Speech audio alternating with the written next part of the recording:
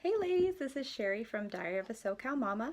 I'm here today to talk to you about the 7 things that you should do while you're still pregnant to prepare to breastfeed your baby, and these will give you the best chance at a successful breastfeeding relationship. So here we go. Number 1 is to get educated. I skipped out on the breastfeeding class before having my first daughter, and it's really one of my greatest regrets. There are a lot of problems that can pop up when you're breastfeeding, but I thought, hey, it's just this natural thing. I don't need to take that class, and I'm busy. But I really think it would have saved me a lot of emotional turmoil if I had known what to expect ahead of time. So check with your hospital to see if they offer a class, or you can take an online course. There's a great one called Milkology. It's only $19, and I will drop the link to that in this video or in my blog post, wherever you happen to be watching this.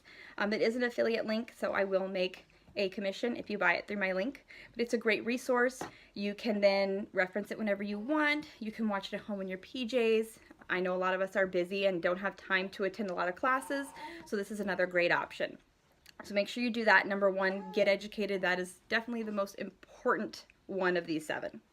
And number 2 is to get a breast pump. Even if you plan to exclusively breastfeed your baby, you want to have a breast pump on hand. You might encounter some problems in the first few weeks that require pumping. Otherwise, you'll probably want to pump at some point just to be able to go on a date night or just take a break from your baby once in a while.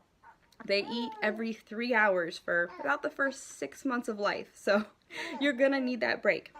Oftentimes you can get one for free through your health insurance. Just call them, or if you check out my breastfeeding resources page, there is a link there to a group that can help you figure out if you're eligible for a free breast pump or what to do if they will not give you one for free. And number 3 is to find a support group. An in-person support group can be a great tool those first 4 to 6 weeks when you're really just learning how to breastfeed. They're usually led by a lactation consultant, so they can answer any questions you have. You can also usually do what's called a weigh-feed weigh, where you weigh your baby, you feed them, and then you weigh them again. As a breastfeeding mom, that's the only way to know how much your baby is getting. It's also just a nice opportunity to get out of the house and talk to some other moms who are in the same period of life as you, and you might even make a new friend or two. So definitely find out ahead of time where to find those groups. You'll be very tired with a newborn and busy and not have time to track all these things down. So ask other moms, find a local Facebook group, and find out where those resources are before your baby comes. And number 4 is to have the information for an IBCLC. So an IBCLC is an International Board Certified Lactation Consultant. So they're going to know more than just your average hospital lactation consultant.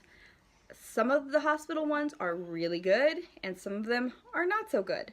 Also, just to note, your OB and your pediatricians, oftentimes, unfortunately, they are not well versed in breastfeeding. So you definitely want to talk to someone who is a pro in this field, and that's going to be the IBCLC. If you look up La Leche League, they might be able to help you find one. Once you find that local breastfeeding support group, they can usually refer you to one also, or sometimes they lead the groups if they are at a location other than your hospital. And that's going to bring us to number 5, which is to find an online support group. So Facebook is what I always use for this. There are lots of different online breastfeeding support groups there. The advantage to having one of them as opposed to your local group is that they are going to be available all the time.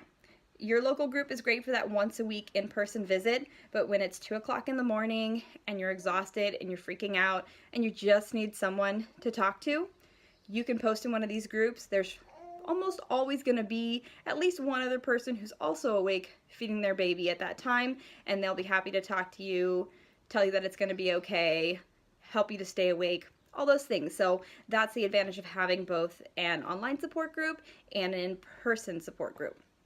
So that brings us to number 6, which is to educate your team.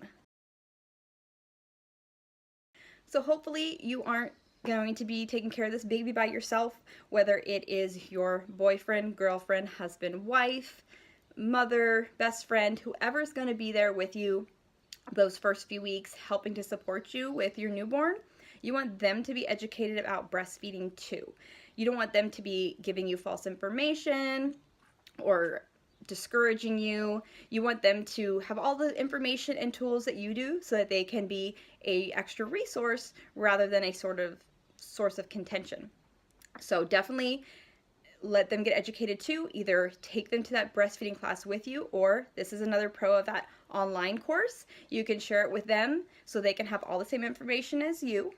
It's also great if your husband works a different schedule, or maybe that boyfriend doesn't feel comfortable going to an in-person breastfeeding support group or class. So this way they can have all the information, but they don't have to feel embarrassed and go hang out with a bunch of hormonal pregnant ladies. So that brings us to our last one, which is number 7.